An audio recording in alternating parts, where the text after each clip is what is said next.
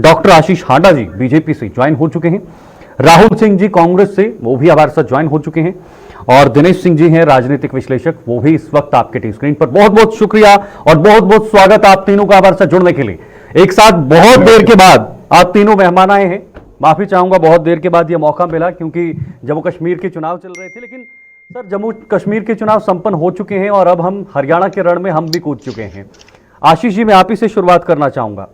10 साल से आप सत्ता में हैं और 10 साल के बाद अब आपके सामने चुनौतियां भी हैं हरियाणा के अंदर।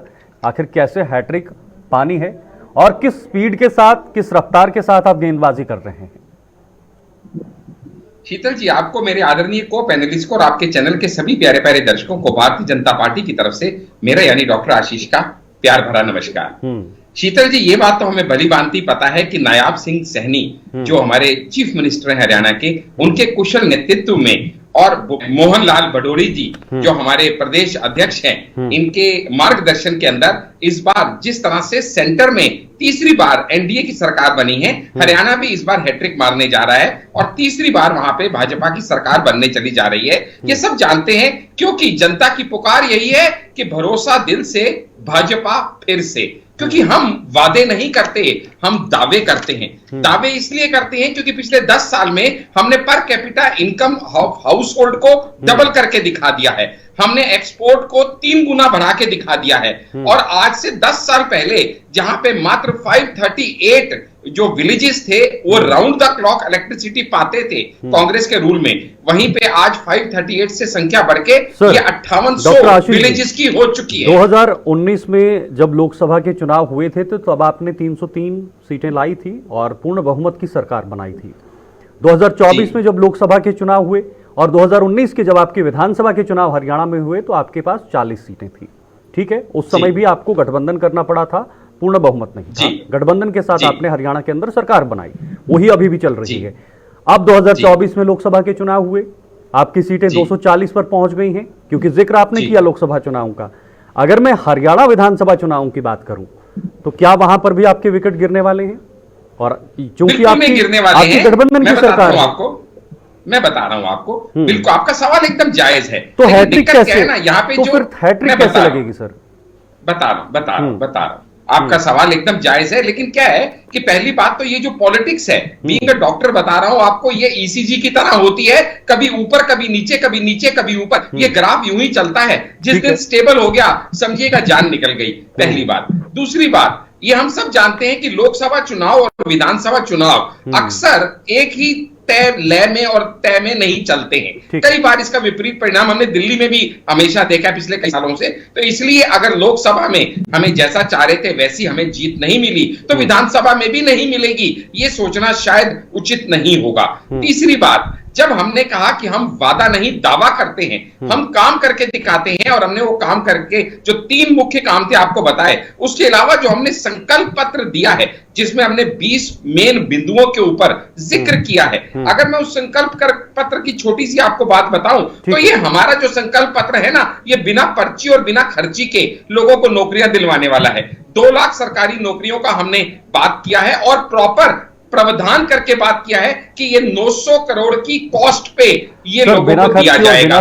राम रहीम को पेरोल पे क्यों छोड़ा आशीष जी, मैं आपसे जानना चाहूंगा। ठीक है, मैं जवाब देता हूं। जनता का सवाल है, मेरा सवाल नहीं है। किसने छोड़ा? बीजेपी ने और छोड़ा हरियाणा के लोग आक्रोशित हैं, आप जवाब दें। चलिए मैं जवाब लेता हूं। राहुल जी, आप जवाब क्यों कहिएगा? राहुल जी, इलेक्टोरल इलेक्शन के पहले क्यों छोड़ा जाता है? राहुल जी, मैं जवाब लेता हूं। ठीक है, आपका टाइम हो गया।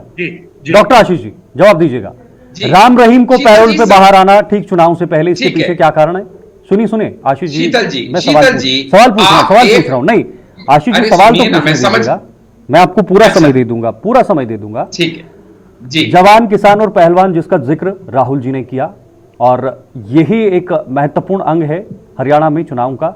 और क्या लगता है ये तीनों वर्ग आपसे नाराज हैं जो पिछले कुछ दिनों में ये तमाम चीजें सुर्खियों में रही हैं, चाहे वो किसानों का मामला हो, किसान आंदोलन हो, पहलवानों का मामला हो, या फिर जिस तरह से जवानों का मामला हो।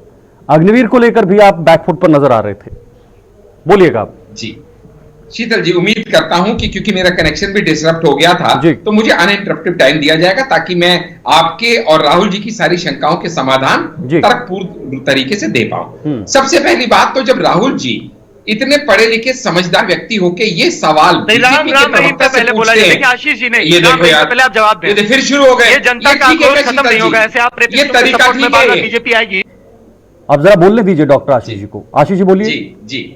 जी तो सबसे पहले मैं तो आपकी तारीफ कर रहा था राहुल भाई कि आप दूसरे राहुल की तरह नहीं हैं, आप तो समझदार हैं, इसलिए आप ये बात समझते रहेंगे कि जब आप कहते हैं कि राम रहीम पूरे भारत में पैदल चलकर प्रेम का संदेश दिया, अरे भैया इनका माइक म्यूट करो, नहीं है पूरी डिबेट का बेड़ा गर्क कर देंगे। आपको प्रज्वल रेवन्ना के लिए वोट मांगने वाले मोदी राहुल जी थोड़ा तो सुनिए, आप जवाब तो सुनिए। आप लोग देखिए ऐसे मनुस्मृति का सपोर्ट। थोड़ा सा डाउन, राहुल जी की ऑडियो डाउन कर दीजिए, कर दीजिए ऑडियो डाउन। आशीष जी जवाब दीजिए। जी डॉक्टर आशीष, मैं कहने लगा था कि मेरे राहुल भाई समझदार हैं, जब वो ये बीजेपी के प्रवक्ता से पूछते हैं कि राम रहीम को क्यों छोड़ा, तो बड़ी हैरानी होती है इनकी अकल पे। भैया राम रहीम को बीजेपी ने नहीं छोड़ा, राम रहीम को अदालत ने छोड़ा, तो आपका सवाल बीजेपी से होने की बजाय अदालत से होना चाहिए। आप अदालत निष्पक्ष रूप से काम करती है यह भी मानने को तैयार नहीं है, क्योंकि आपका वो समझदार बालक जाके बाहर की कंट्रीज में कहता है कि भारत की डेमोक्रेसी खतरे में है, यहाँ की न्यायिक संविधानिक कार्यकर्ता जो है प्रक्रिया नहीं ढंग से चल रही है।